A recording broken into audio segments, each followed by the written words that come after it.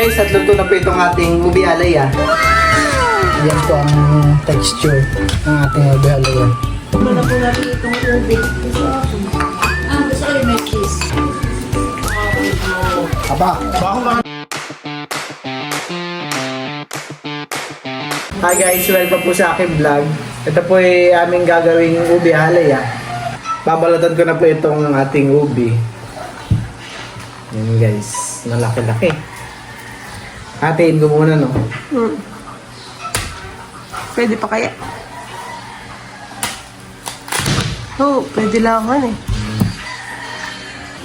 Ito pala ay matagal masira.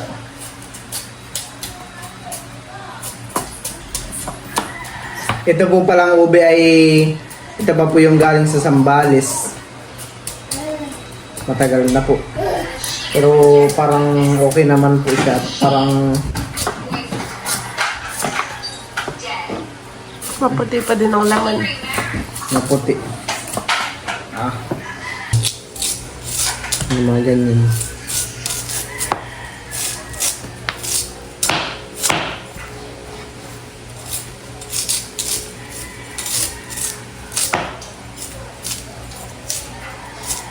At ito na po yung aking nabalatan na ubi. Malaki po. Pero yan po yung hatiin pa. Bumili po kami na nakaraan ni Milot ng ubi sa bayan, Violet. Pero sila parang wala naman pinag-aiban sa lasa dito sa puti. Hani. At saka ito po palang part na matigas. Ito pong parang ugat niya ay tatanim po namin ni Milot mamaya. Ganun ba yung tinatanim? Parang ugat. Parang may ano na eh. May tubo na. Oo.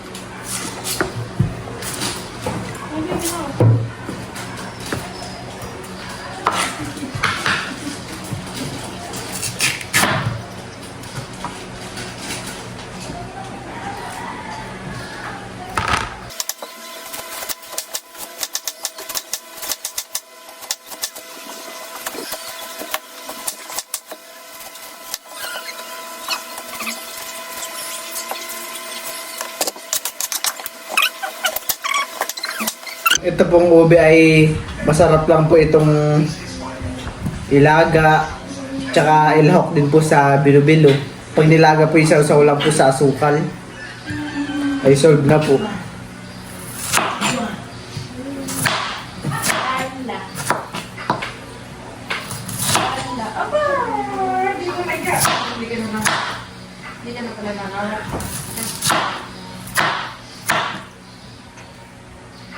At saka parang sa tingin ko mabilis lang din itong tumubo. Ay, mabilis. Ewan ko, parang ban din pala. Hanap na lang tayo mamaya ng pwesto na pagtataniman natin. Putol-putol ka, tutulungan na kita. Si Teo naman po ay busy sa paglalaro. Pag siya po ay pinakawalan sa babae, tahimik po iyan. Nauuli. Ang buong Minsan salas at kusina. Minsan naman po ay gustong lumabas. Pag gusto niya pong lumabas, yan ay lalapit sa iyo, ay mag-outit, magpapakarga. At gusto ilabas siya. Kanina pong umaga ay napansin ko po parang si Teo ay mabilis mairita po. Gawa ng siya ay may tumutubo na naman pong ngipin. Pero ngayon naman po ay di na.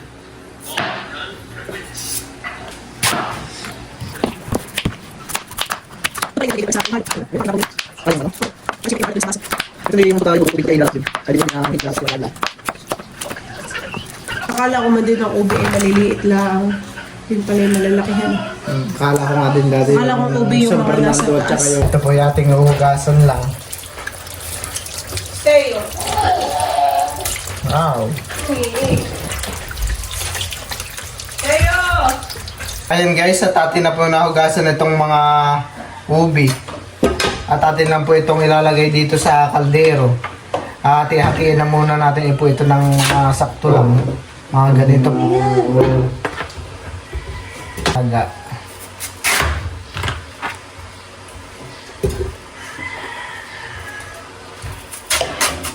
Dahil ito po ay medyo malalaki.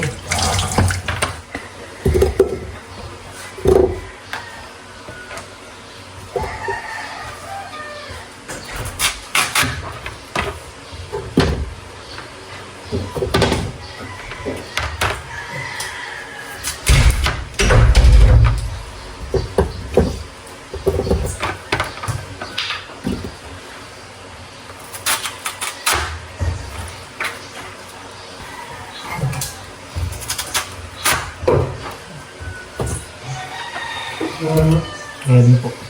Atin lang po ito lalagyan ng kaunting tubig. Ayan tayo, isang baso pa. Ayan po. Ayan asin. Hintayin na lang po natin ito ulit kumulo. No! Teo! Ayan po at kuluan na po itong ating ubi. Wow! Tutusukin po natin ng kutsara. Pwede na. Pwede na. Malambot na.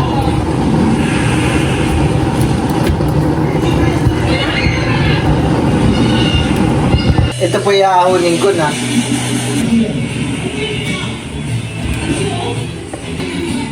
Ito ay mabilis lang naman din ma-blender. Ako na lang mag-blender. Pwede rin kaya ito dinagto. Ha? Ginagawa lang talaga sa ube ano. Hala yan.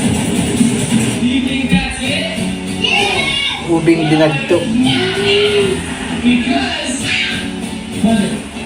Oh, dami. Okay na yan. Similar na po yung mag-food processor.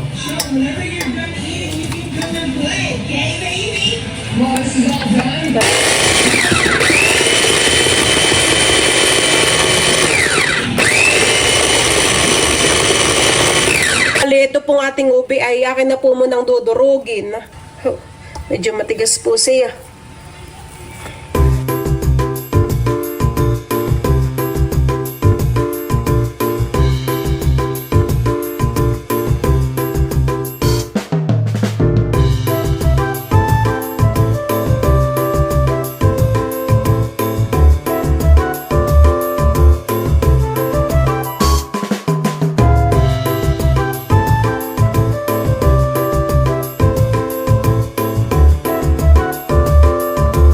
Ayan po at tinigil na po namin sa pagpo-processor. Po ay matatagalan kapag sa food processor po.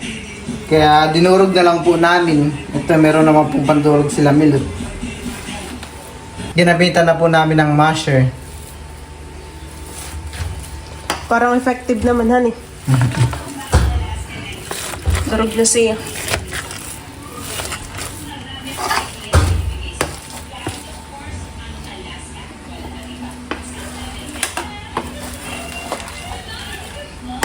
At ako po muna ay maglalagay ng star margarine. Williams.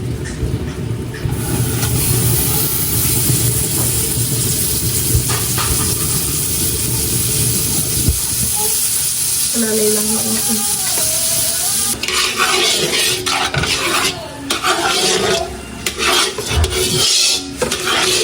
Hanap po natin para... At ayan po at atin na po ilalagay itong ating ubi.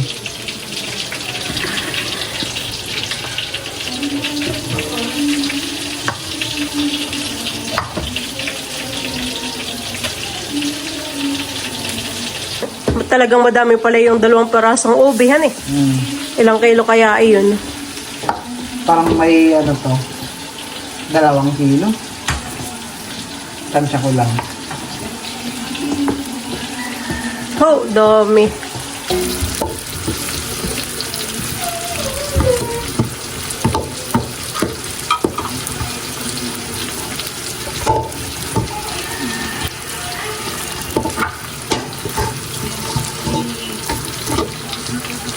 Parang nilapak na siya.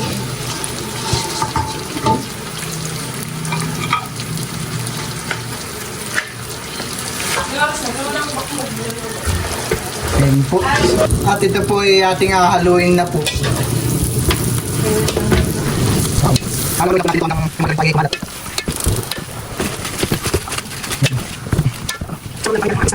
At akin na rin po itong lalagyan ng evaporada. Ayan po, nilagyan na po natin ng evap.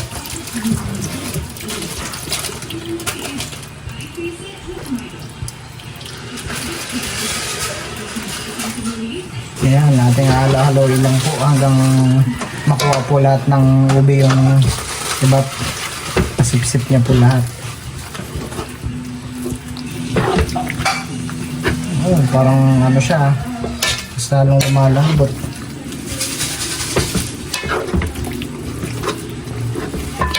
Nakakangayip yung pala maghalo.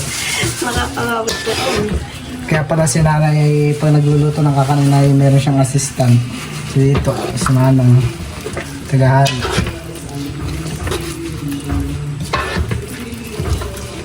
Namimiss mo na ang mga luto ng nanay. Aba, oo. Sarap na magluto ang nanay, han eh. Parang paborito kong luto ni nanay mong sarap ang luto. Parang kahit anong luto ng nanay naman, masarap.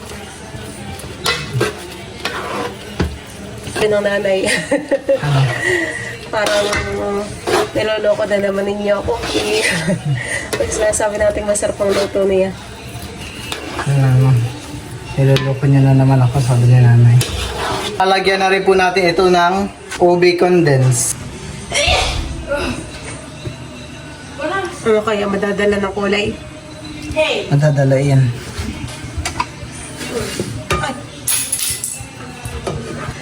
Magkakabog kami. Sige.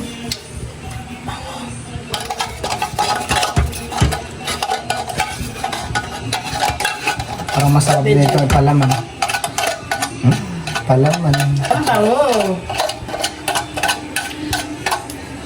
Bali yung apoy po pala namin ay alaalay lang din. Hindi gaano kalakasan. At atin lang po ulit itong haluin hanggang kumalat po yung ube condense. Parang okay na pala ito. Makulay na, isang ano pa lang. Hindi na mahirap haluin. At hindi na po masyado mahirap haluin. Gawa ng malambot na.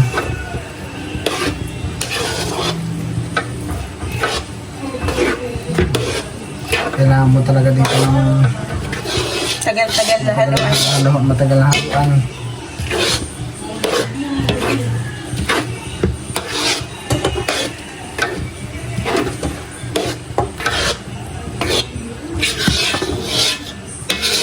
Si Kim po ay nagluluto po dito ng pancit canton. Ulam nila ni Dudut. Ulam. Ulam po pala nila ni Dudut. Kain ka na sa Dudut. Ay, hindi anong kulay han. Kaya po at lalagyan pa po natin ng isang ube condense. At kulang pa po sa tamis yung ube.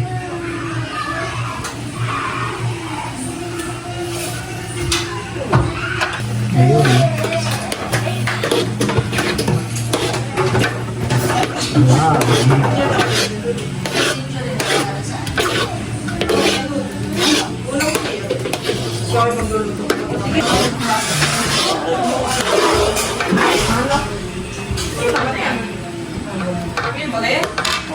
Gumanda na ang kulay han.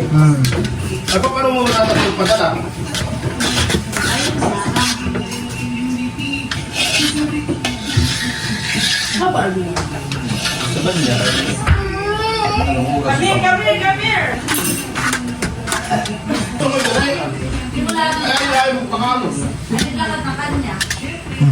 Ayan guys, at luto na po itong ating ubi alaya.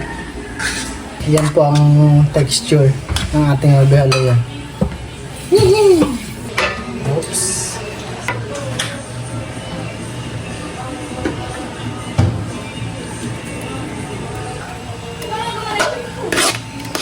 Tulong na po kami ni Bal.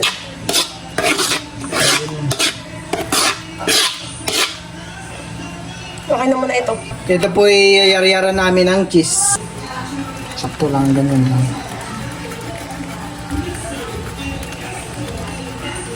Ayan guys, ito na po yung ating ubi alaya.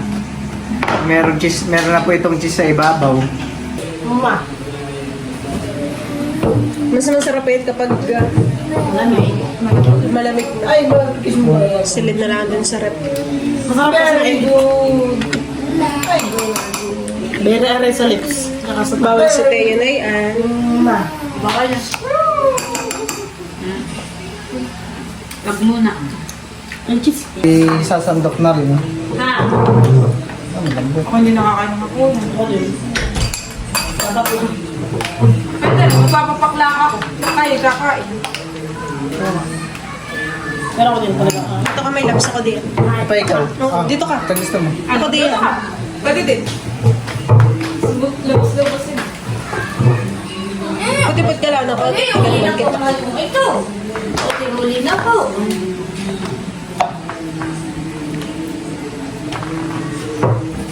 Muna po natin itong ube. Gusto ko yung may cheese. Wait, nagkakan pa kanin. Cheese, gusto mo? Mahalin mo pa. Meron ng cheese pa. Ako na una. Kahit cheese.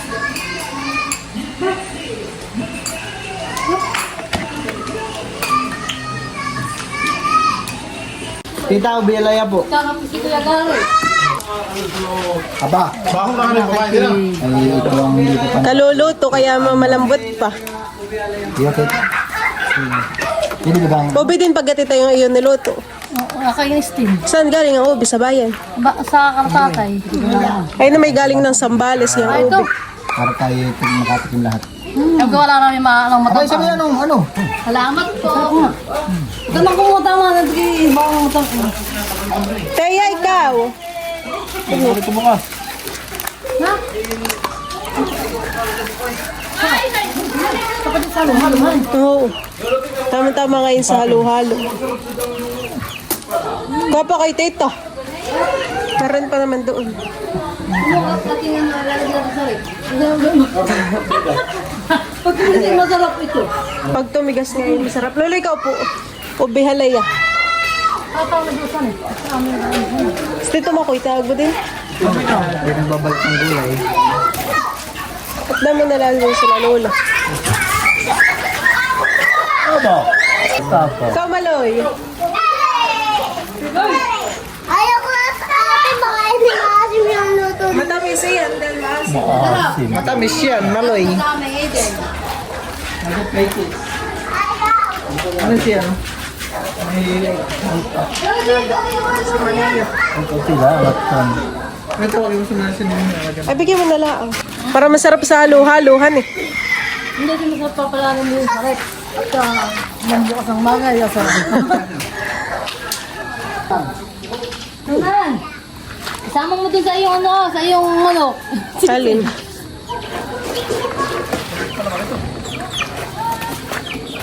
Mahal ko uhat, ilagay ko sarap namin. Pwede pa. Ikaw, Tita Unik, pwede pa. Hindi, ilalagay Go. ko sa bukas ng pag matigas. Matigas nga yung kaluluto lang ngayon yan eh. Kuha lang. Ubi halay-hay. Ubi halay. Kaya gawa namin ng matabanghan eh. Nalagay ko lang ang In-steam ninyo, Tita. Sabi, papakunasan ako. May sabaw. Hindi po yan pa pala yung sa pinatay. Salamat. Pamali masarap, ano? Ate Madel, ubi halaya po. Kuha po kayong isa. Salamat. Kakaluto lang po kaya po mainit. Salamat. At dito naman po ako kila Kuya Til at ako po yung magbibigay ng ubi halaya.